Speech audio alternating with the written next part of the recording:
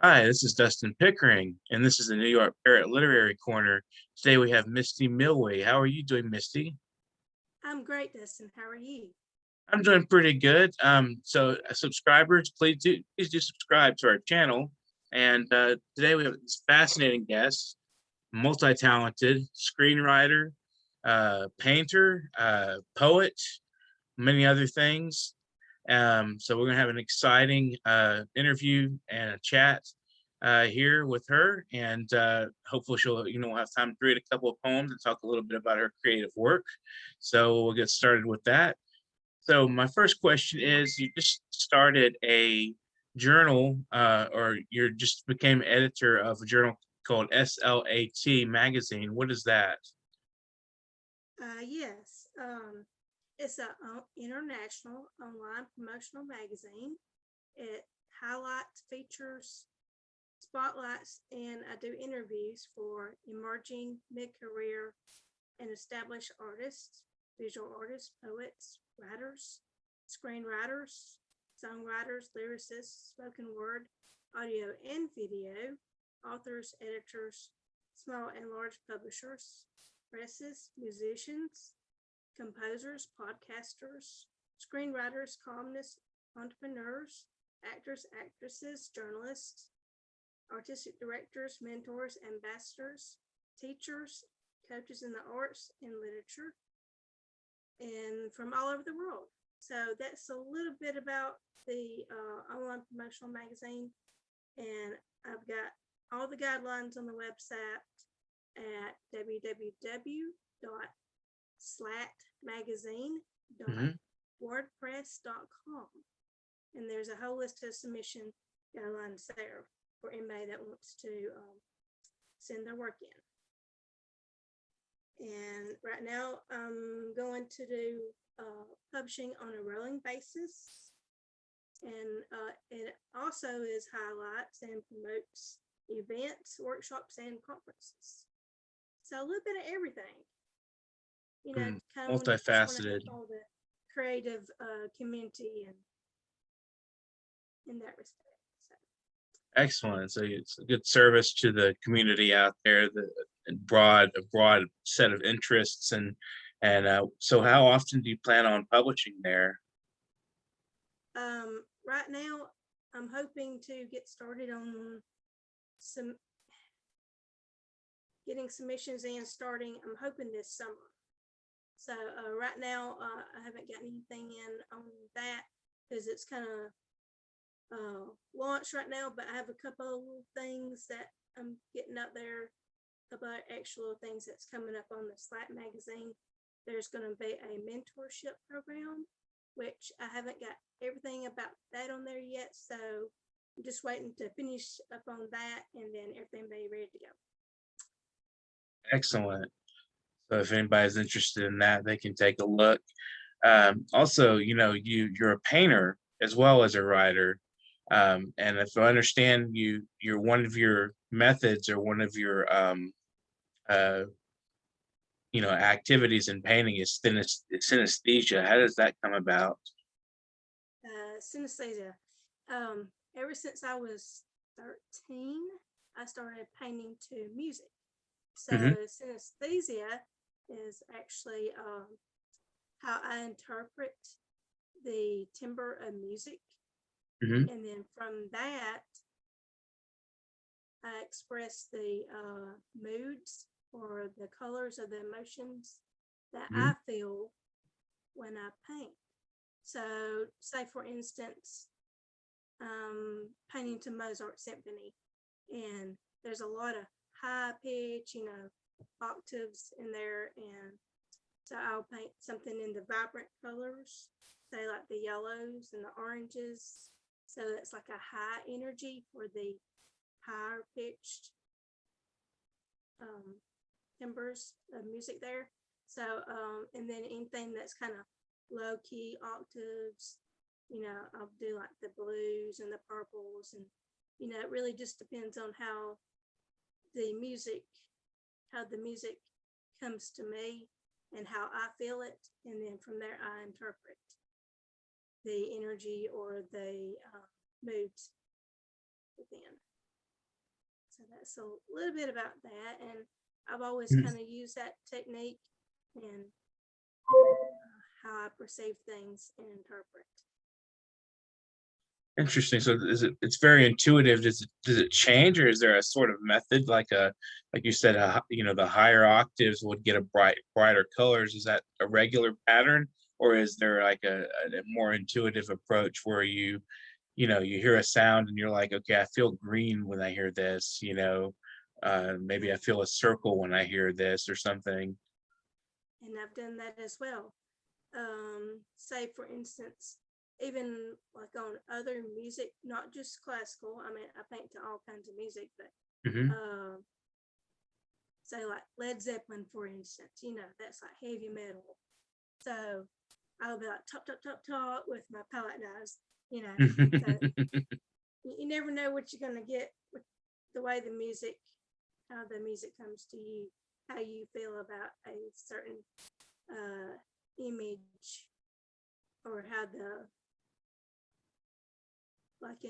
I want to go back, how Led Zeppelin is, it's kind of hard. So when I go Hmm. to paint, I'm like in this repetitive pattern because of how the music is. So I will use my palette knife to go da da da da, and Right. that's how I interpret, because it also has to do with the beats and also the binaural beats to be exact.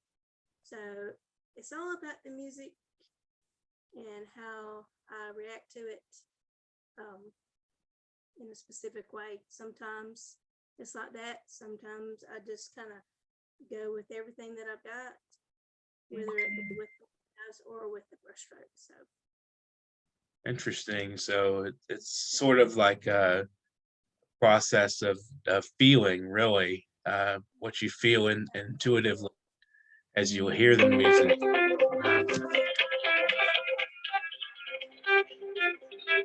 Sorry about that.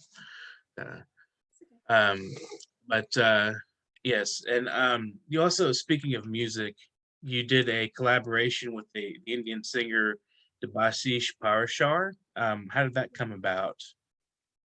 I think that's been about a couple of years ago. I think now, Hmm? I'm not sure, but anyways, we had met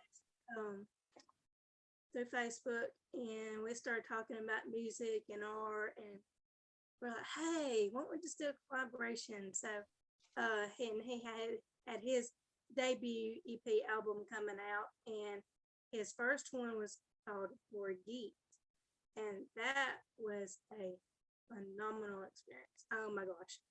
Hmm. Um, he sent me just like a 2 minute or 30-second bit of the music that he was producing, and I just went with it. I think I painted that thing one night. I mean, I usually don't paint that fast or, for a collaboration. And this one just went very fast. And I saw all these images because with his, he had music and lyrics with it. So that also affects me differently when I paint. So when I was painting to Borgit, it formed all these different images, like the silhouettes were like white, and it looked like poets, silhouettes of poets in the center. And the Satara, I think it was, Hmm. Satria, dance, and the symbols were like going up like this, and it's the whole flow of the painting was like in a dance, and then in the center it was like white, and then you had the most like silhouettes of the poets, and it resembled. And later on, it kind of, when I was reading back on some things, I had no idea how it had come together and how much of a cultural influence it had. So Hmm. that was pretty interesting to see how much synchronicity was there because of the diversity of the Borgit and how I portrayed it through a painting. And that was really quite a deeply spiritual experience. That's very interesting. It's very different.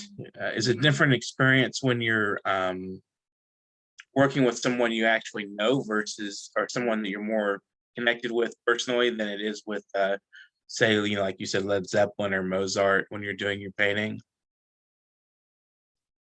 Um, I really would say I'm more connected to those who I have a connection with.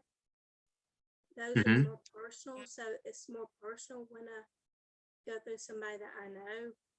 Whereas, like when I'm painting to classical or Led Zeppelin or any other genre of music, I would still feel the same. But when I'm more deeply connected with the person, per se, I feel a deeper connection to it, to the painting, to the person. So Hmm. I'm able to express more there personally and spiritually on the connection, depending on our connection. Hmm. Fascinating. And So, go ahead. sorry, I'm more deeply spiritual. So like when Hmm. Devastation, me and him collaborated, he was also a very spiritual person. So to me, that kind of played a huge role in the experience as well. Right. And in spirit, speaking of spirituality, you work with Fire Eagle Ministries. What is that? Yes, it's a I would say a kind of broaden ministry of culture, different culture, Indian background. He's also Indian background as I am. And so that kind of, our connection there was really connected well when I first met him. And I've been working with our Eagle Ministries for, I would say, 5 years. I'm thinking Hmm. somewhere in there. And anyway, so that's been really good. And I've written a lot of poems for ministries for him and for the sermons, for Bible study classes. And he's helped me through some things myself, spiritually, and personally, of course. Hmm. But a lot of my works, my poems that I wrote with him, had a really deeply spiritual connection, not only through the Word of God, but how I felt towards spiritual, divine connection and spiritual discernment. So that really was like a plateau or a thing of emotion I had at the time. So I kind of wrote more in that subject for some of the sermons. And I've had a lot of people to come to me that I've mentored Hmm. or have helped along the way. And, they've really come to me and said, hey, I enjoy your poetry. It's really helped me through my difficult times. And I want to say thank you. So, Mm. to me, that's very pleasing and a beautiful service to God as well. So Yes, I felt absolutely. like, that was where I was meant to be, where God wanted me to be, and how I felt when I was there was a very moving experience. And, just helping others and being of service is a Right. beautiful thing to do. And that's where God wanted me. So would you like to share a poem with us? Sure. And I want to grab. Okay, you want one from my book or does it matter? It doesn't really matter, just whatever you feel comfortable with. Okay. I'm going to read one from my book. I got a couple of tabs.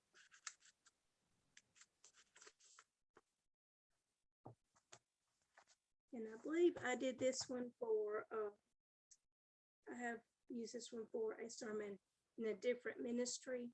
This Hmm. one I'm fixing to read, not with our Eagle Ministries, but this one was through somebody else, through a mentor program through the church. It's to help others find healing. Hmm. So this one right here is kind of a good spiritual thing in a way, and it kind of really helped a lot of people. So I want to read this one. And this is from my new book, Human Reaction. Beautiful. And the poem is called At the Wishing Well. Through the zephyr, she finds her peace, to drown out the noise, to calm the rage, while crying her eyes out.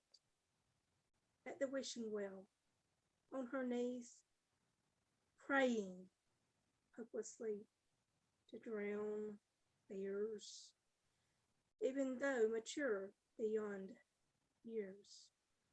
A strong woman that still sheds tears, waiting for a miracle to set her free from the pain, despair, and never-ending debt that hangs like a cloud over the sea, green sea, haunting impending doom, but yet gloom to the horizon of hope, waiting for the ocean to rise to carry her far,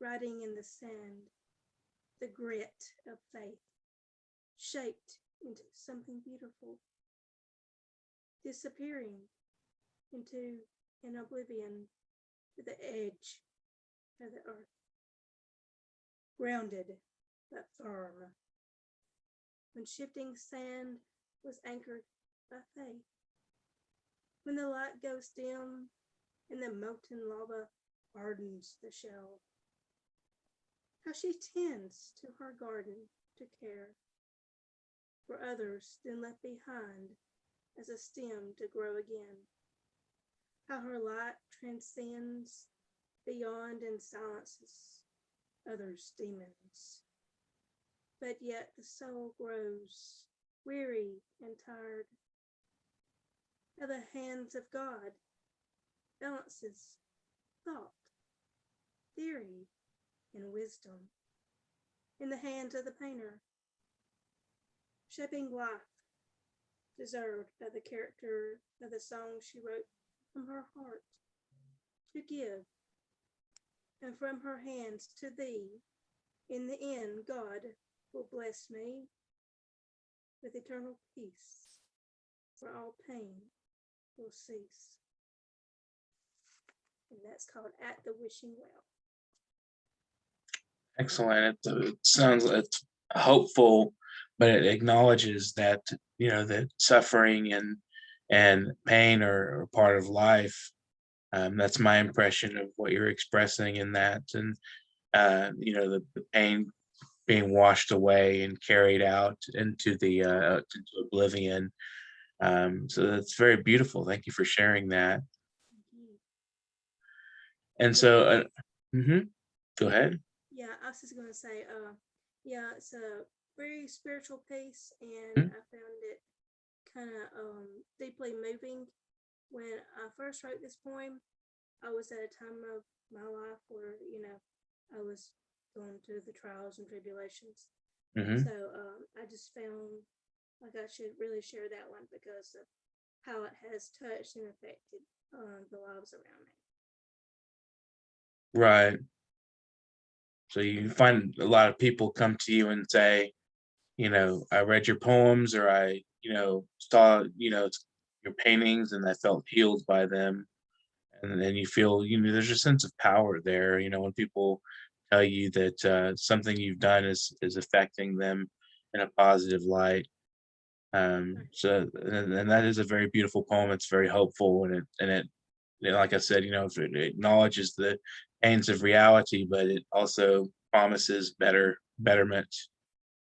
So Right. that's a very good poem. Thank you. And others can relate to it. So Yes, absolutely. It's very direct language. It's not overly abstract, or and everyone knows what a wishing well is, and so that it makes it easy to immediately sense what you're talking about, and I think people can relate a lot to it. It's a very good poem. Thank you for sharing that. So tell us a little bit more about your book. Where did the title Human Reaction come from? Human reaction. Actually, it was my way of finding my own transparent voice. Uh-huh. Um, Actually, it really took me about 3 months to write all the poems in the book, which to me, that was really kind of fast for me because at the time, I wasn't writing that much before then. Mm-hmm. And so this kind of really leaped out at me and say, hey, go back to this. And I had the title for a while, but then I was kind of like, well, okay. So I started Human Reaction, and the way I set this book up is where it's like a journal where others can write in the book. Say, I want to show you here. Like Mm-hmm. in this chapter in between.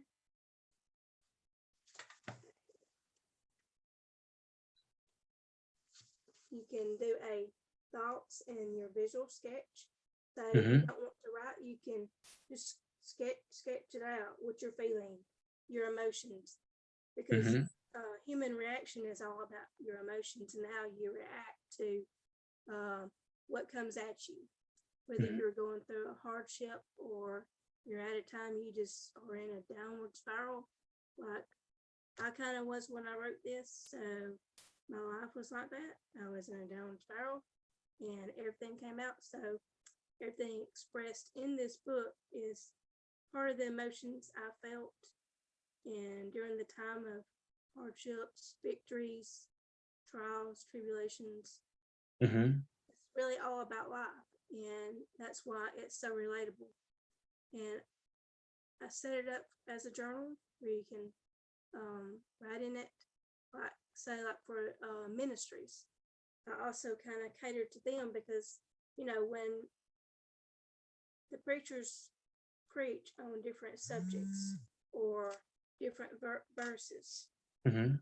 they would want to have that space to write, say, Philippians 4:13 or Psalms 91:11, because that might be how it made them feel, so they could go back and interact through God's word and say, hey, this poem I read here has deep spiritual meaning and is borders on the line of Philippians 4:13 and Psalms 91:11, just for Mm-hmm. example.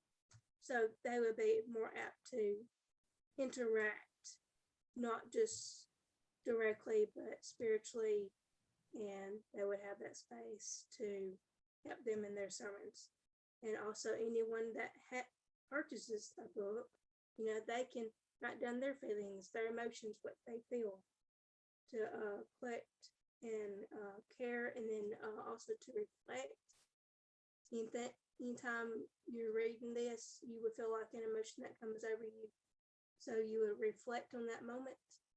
And if you have a thought, you could write it down right there. And then you would have it where you can go back to it and reflect on those moments, your emotions, how you feel, and be able to have your own transparent voice. And some have told me, my book has really helped them because they wanted to be a writer, but they had no inspiration. So Mm-hmm. my book inspired them to start writing. Oh, wow. I've had some really good feedback off of it so far. And Excellent. it's Moving the world one piece at a time. one piece at a time, one line at a time. Correct. It takes time sometimes, but the more you chip away at it, the better, the better the people get and more interesting it gets. So you've also done your own spoken word, Flight of the Warrior. I wondered, how do you invoke the emotion to perform, your spoken pieces? Well, actually, I've just now kind of got into that right after Okay. I got into a group, spoken word group, not too a couple of years ago, and I was kind of, I don't know about this, but I kind of worked on it a little bit, and I did a few here and there.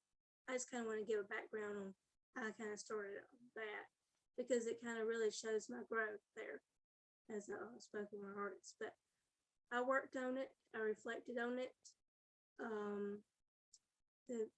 I did some videos that were kind of, and then I was like, well, I kind of really like how I'm working on some things now, and I like it better. Visually, the words of the poem will be on the video where you're not actually seeing me, because I haven't done many of those yet. So I've just done mainly like the video with the words up there. So, but this is kind of a little bit of background about that. But the one that I won the award for, that's going to be a really, really big piece there. And I was really surprised that I received the award, to be honest. And I was kind of like, okay, we'll see how this goes. But I think it's going to go really good. And they're going to put it at the beginning of a movie. Don't know which one. There's several teams that go into all this play and spell and everything, but it's going to go really well, I believe, and we'll see how it goes from there. And I'm planning on doing a YouTube channel myself later on. Right now, I'm not into trying to get into that because I'm trying to get my teaching stuff going. So, but yeah, I'm going to have a YouTube channel up later for more of the spoken word videos and audio. Excellent. We'll look forward to that. And also, you're Cherokee. Do you speak Cherokee? Do I speak it personally? No. I do more of the translations, the written translations. Cherokee Indian is in my background. But my great-great-great-grandmother was full-blooded Cherokee. So I've got the roots there, just not the speaking part, but right. I learned the literature of it, and I learned from my brothers and sisters, my Indian brothers and sisters along the way, and they helped me develop my skill in Cherokee translations, the Cherokee Sequoia translations. And I really enjoy doing that, and a lot of people have received my translations, and I've got one that's now in Ireland, a piece that's in Ireland, and there's one, let's see, California. I've got one in California. He's a doctor, anesthesiologist, and he's got a really beautiful poem that is in translation in the Cherokee language there. And he's got it up in his office. So he said it really inspires him every day to keep going and helping others and serving them. So, excellent. That's kind of how I got into the translations, and I'm still doing those. So if anybody wants any translation services, I'm still open for more. They can just contact me on Facebook, or they can email me, either one. Excellent. So I'm sure people will take you up on that. It'd be interesting to see what kind of offers you get. So you also have done some screenplays, and you have one called The Blur. What is that about, and what was the reception to that? The Blur. Oh gosh, that one caught me really by surprise. That one started off, and I've got a poem on that if we have time. I wrote the poem. I want to look back at this.